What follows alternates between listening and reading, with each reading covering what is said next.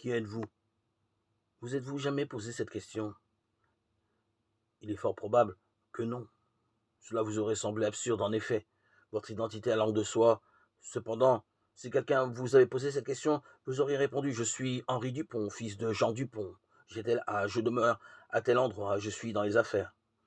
Peut-être auriez-vous ajouté que vous appartenez à telle communauté reconnue, et au parti politique le meilleur. Évidemment, ces renseignements sont corrects dans une certaine mesure, et décrivent l'image que vous projetez actuellement.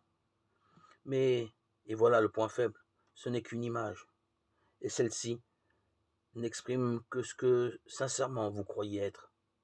Or, elle ne dépeint pas votre être réel. Ce n'est que la représentation fugitive et instable de votre attitude mentale courante, rien de plus. Votre moi réel est un être spirituel, parfait, éternel, incorruptible. Votre moi réel est une expression vivante de Dieu lui-même, manifestant en puissance toutes ses qualités.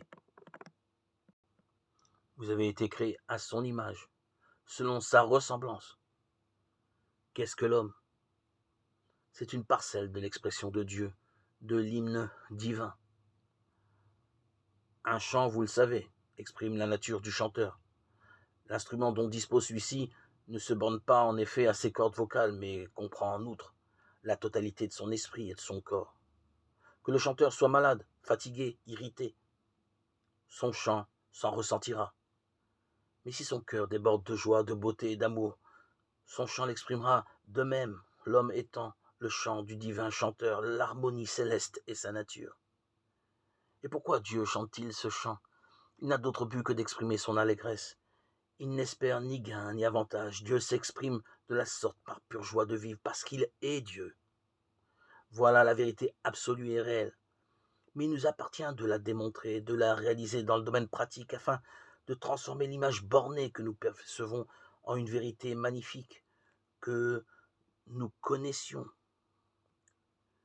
J'ai dit, vous êtes des dieux, et vous êtes tous les enfants du Très-Haut. Psaume 82, 6, Jean 10, verset 34.